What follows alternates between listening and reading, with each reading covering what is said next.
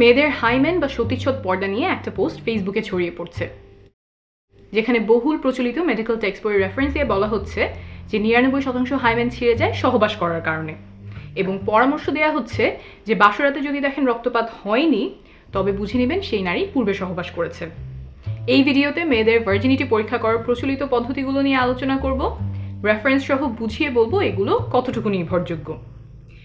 একজন মেয়ে ভার্জিন বা কুমারী কিনা সেইটা বোঝার জন্য চিকিৎসা বিজ্ঞানে বা সামাজিকভাবে 3টা পদ্ধতি প্রচলিত ছিল, এখনো কোথাও কোথাও আছে।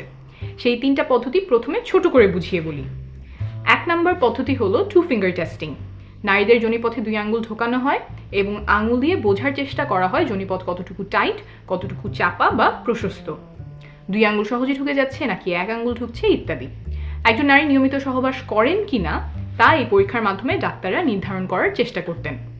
সাধারণত রেপ কেসে এই পরীক্ষাটা করা হতো, এখনও কিছু কিছু জায়গায় করা হয়। 2 নম্বর হলো হাইমেন ইন্সপেকশন। এই ক্ষেত্রে চোখ দিয়ে দেখা হয়, আগেরটার মতো আঙুল ঢোকানো হয় না। মেয়েদের যোনিপথের হাইমেন, অনেকে এটাকে সতীচ্ছদ পর্দা নামে চেনেন, সেইটা পরীক্ষা করা হয়। হাইমেনে কোনো ছেঁড়া আছে কিনা, থাকলে কোথায় ছেঁড়া, হাইমেনের আকার কেমন, মুখ কতটুকু বড়, এইসব দেখে বোঝার চেষ্টা করা হয় মেয়েটি আগে কখনো সহবাস করেছিল কিনা। 3 নম্বরটা হলো প্রথম সহবাসের রক্তপাত। অনেকের ধারণা যে নারী কুমারী হলে সহবাসে রক্তপাত হবে, সেজন্য বাসরাতে অনেকে সাদা চাদর বিছিয়ে দেন যাতে রক্তের দাগ ভালোভাবে বোঝা যায় বউ কুমারী কিনা সেই পরীক্ষাটা যাতে হয়ে যায়। এই যে 3টা পদ্ধতি বললাম, এগুলো কতটুকু নির্ভরযোগ্য? আসলে কি এগুলো ব্যবহার করে বোঝা যায় একজন নারী কুমারী কিনা? এই পরীক্ষাগুলো নিয়ে সর্বশেষ মেডিকেল সায়েন্স কি বলে তা এখন বুঝিয়ে বলবো। প্রথমেই আসি 3 নম্বর উপায়ে, প্রথম সহবাসে রক্তপাত। 100 জন নারীর উপরে করা একটা গবেষণায় দেখা গেছে যে 44 জনেরই প্রথম সহবাসে রক্তপাত হয়নি। সংখ্যাটা কিন্তু কম না, প্রায় অর্ধেকের কাছাকাছি নারীর প্রথম সহবাসে রক্তপাত হয়নি। এমনকি কোনো ব্যথাও হয়নি 32 জনের। এমন আরও গবেষণা আছে যাতে দেখা গেছে প্রথম সহবাসে সবার রক্তপাত হয় না। রক্তপাত হওয়া এবং না হওয়া দুইটাই স্বাভাবিক। কারো কারো ক্ষেত্রে যোনিপথ পিচ্ছিল না হওয়ার কারণে বা জোর করে পুরুষাঙ্গ ঢোকানোর কারণে যোনিপথের দেয়াল ছিঁড়ে যায়, ফলে রক্তপাত হয়। এরপর আসি 2 নম্বর উপায়, হাইমেন ইন্সপেকশন বা সতীচ্ছদ পর্দা দেখে বোঝা যায় কিনা নারী কুমারী। এইটার ব্যাপারে হয়তো অনেকেই শুনেছেন, সহবাস করলে মেয়েদের যোনিপথের পর্দা ফেটে যায়, আর তাহলে তো ওটা দেখলেই বোঝা যাওয়ার কথা যে সে সহবাস করেছে কিনা। অনেকেই মনে করেন হাইমেন এমন, এইভাবে যোনিপথের মুখ আটকে রাখে, সহবাস করলে পর্দাটা এমনভাবে ফেটে যায়, তাহলে ভালো করে দেখলেই বোঝা যাওয়ার কথা যে নারী কুমারী কিনা। আমেরিকায় 36 জন গর্ভবতী টিনেজারদের উপরে একটা গবেষণা করা হয়। তাদের হাইমেন এবং গোপনাঙ্গ দেখে ডাক্তার নির্ণয় করার চেষ্টা করেন যে তারা পূর্বে সহবাস করেছে কিনা। 36 জনের মধ্যে মাত্র 2 জনের ক্ষেত্রে ডাক্তার বুঝতে পেরেছিলেন যে তারা আগে সহবাস করেছে, অথচ 36 জনই গর্ভবতী, অর্থাৎ বাকিরা সহবাস করেছিলেন কিন্তু তাদের হাইমেন দেখে বোঝা যায়নি। অনেকেই মনে করতে পারেন হাইমেন দেখে বোঝা না যাওয়ার কারণ কি? যদি এমন ছেঁড়া হয় তাহলে তো দেখেই বোঝা যাওয়ার কথা, কিন্তু আসলে হাইমেন এমন শক্ত কোনো পর্দা না। হাইমেন বা সতীচ্ছদ পর্দা কিছুটা এমন ইলাস্টিক, সংকোচন প্রসারণ বা বড় ছোট হতে পারে, আর এই হাইমেন থাকে যোনিপথের চারপাশ ঘিরে। আর যোনিপথের দেয়ালগুলো কিছুটা রাবার মতো ইলাস্টিক, ছোট বড় হতে পারে, এত বড় হতে পারে যে এই রাস্তা দিয়ে জন্মের সময় বাচ্চা বের হয়। তো এই যোনিপথ ঘিরে যে পর্দার মতো থাকে হাইমেন, সেইটাও বড় ছোট হয়। এই পর্দাটা অনেক রকম হতে পারে, এক একজনের এক এক দিকে খাঁজ থাকে, ভাঁজ থাকে, আর মেয়েদের জন্মের আগেই তার হাইমেনে ফুটো থাকে।